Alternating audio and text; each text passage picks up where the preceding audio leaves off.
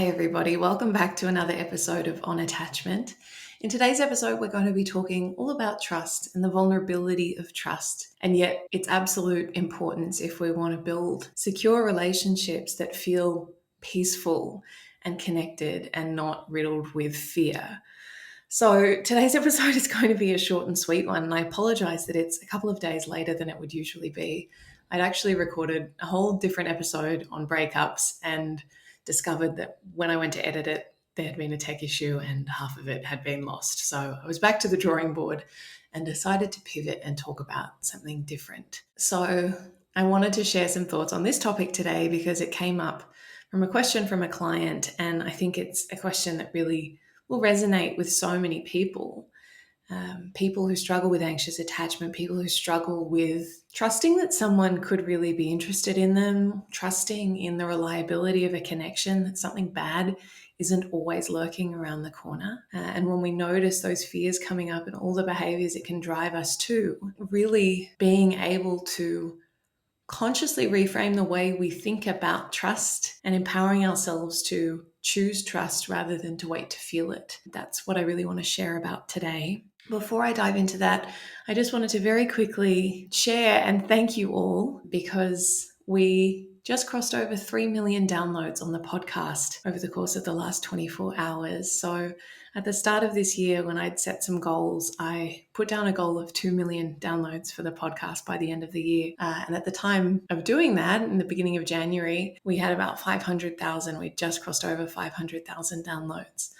So to be sitting here on the 22nd of December with 3 million downloads is pretty incredible. And I'm just so grateful for all of you, your ongoing support, whether this is the first episode you've ever listened to or whether you've been here since the beginning. Thank you. Thank you for listening, for your beautiful reviews and shares and reflections, for the messages you send me.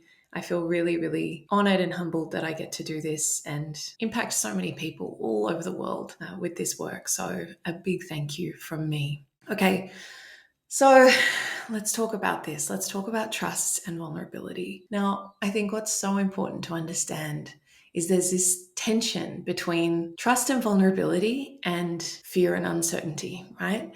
And our fear wants certainty always. Our fear doesn't like the murky gray space of, I don't know what's going to happen and I'm not in control. And yet that is fundamental to the nature of trust and the vulnerability of trust, right? Our fear wants us to de-risk everything to the point where we have all but a guarantee that nothing bad is going to happen, right?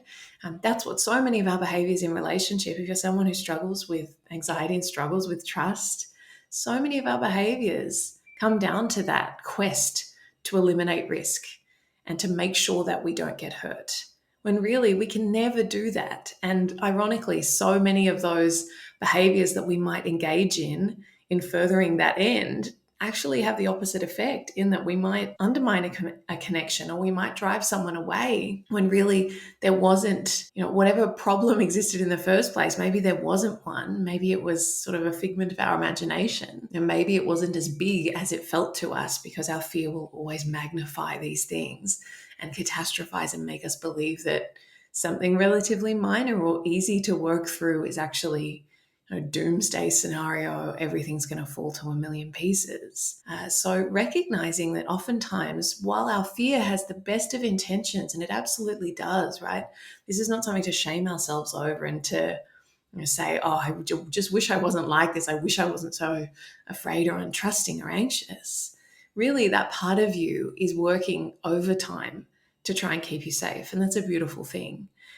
But the problem is it can often have the effect of almost becoming a self-fulfilling prophecy. If you're constantly on the lookout for something bad that's going to happen, and you're always testing someone or asking them for more and more and more reassurance, that behavior can have the effect of driving people away, because it can lead them to feel accused or like they're not being trusted when they haven't done anything wrong, and all of those things. So recognizing this complex interplay between, fear and trust and vulnerability and uncertainty, and I suppose recognizing the simple truth, which I find to be quite liberating. you might find it to be terrifying, but hopefully you find some liberation in it, is that there are no guarantees, and love is inherently risky and vulnerable. And no matter what you do, no matter how much information you gather, no matter how many questions you ask or how much snooping you engage in, and no matter what someone says to you or doesn't say to you, there are still no guarantees that you won't get hurt, that they won't leave you, that you won't get rejected, that you'll live happily ever after. There are no guarantees. Anything could happen. It's outside of our control or our ability to predict. And so really all we can do is choose, how do I want to show up today? How do I want to be today? Knowing that that's what's within my control. Now, this doesn't mean being, blind as to circumstances that are not working for us. If there are known breaches of trust and we know that that's impacting our sense of safety in the relationship, if there are problematic behaviors that we're clearly not comfortable with, in no way am I suggesting that you just put your blinders on and keep choosing to trust and trust and trust.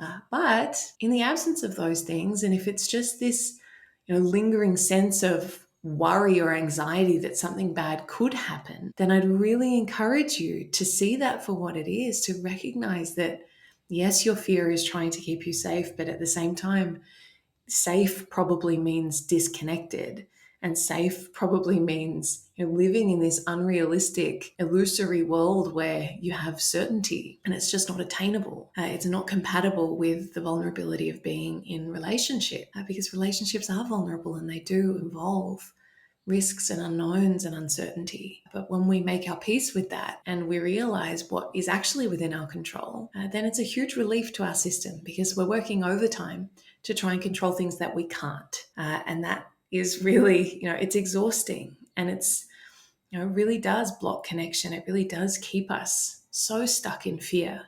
And I think most importantly, it stops us from seeing all the good in our relationship, because we're so laser focused on magnifying the bad and on scrutinizing every little thing that could become a problem in the future. We miss a lot of the goodness that's in front of us. And that's a real shame, because that's the stuff that we need to be not only seeing and appreciating and soaking up and receiving, but actively nurturing. And there tends not to be a lot of space or capacity in our system to do that when we're so clouded by fear. So all of that to say, what I really want to emphasize for you is that rather than waiting for trust to arrive as some sort of feeling, right? And I get so many questions like this, I'm not sure if I can trust them. How will I know if I trust them? I get the same questions about love. How do I know if I love someone? How do I know if I'm in love? I think we really rack our brains trying to decipher, how will I know when I have a feeling?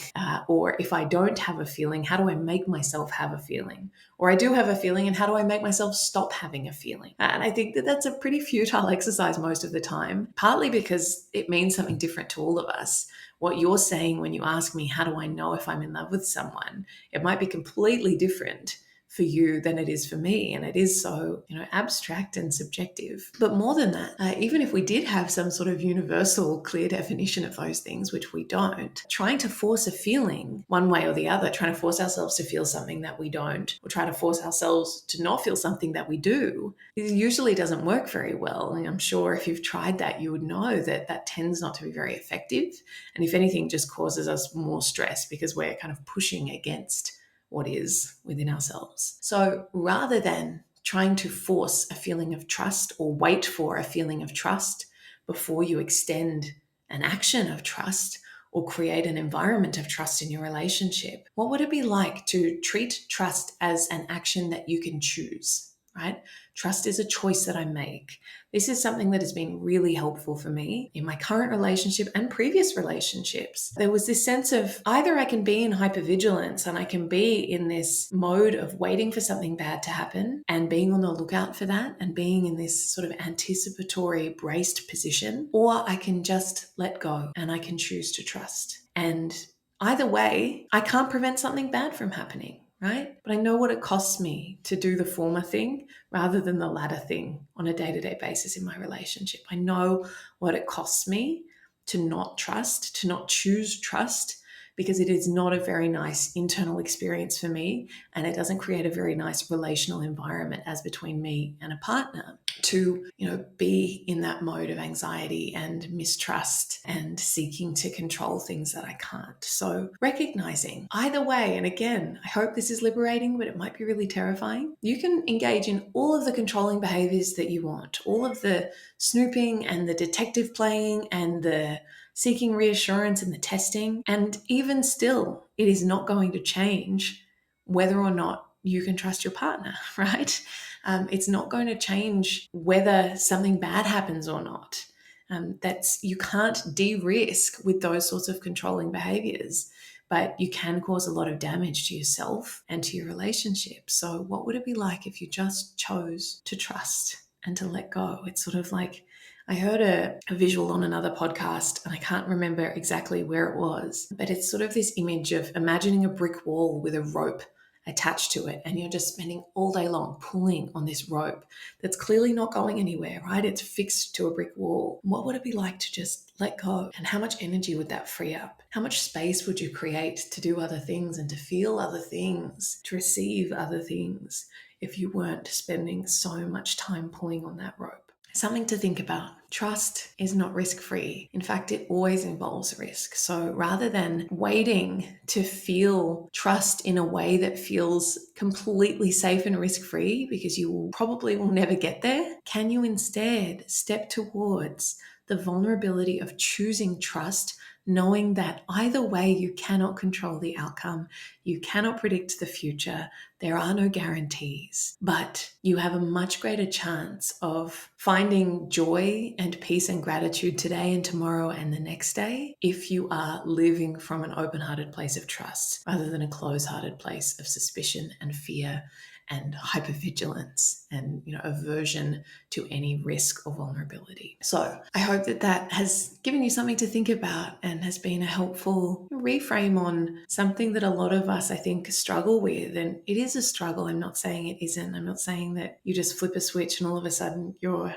quote unquote trust issues are going to dissolve into a puddle. But I think it's a much more empowering way to relate to trust than just telling ourselves, well, I have trust issues, or, I'm not good at that, or how do I know if I can trust someone? Just choosing, right? Just choosing and seeing what happens, I think, is a really beautiful, freeing way to approach it. So I hope that you all have a really beautiful holiday season, spending time with whoever you're spending time with. Stay safe, take good care of yourselves, and I will see you again next week for our last episode of the year, which is very, very exciting. Thank you again for all of your support. I'm so grateful for you.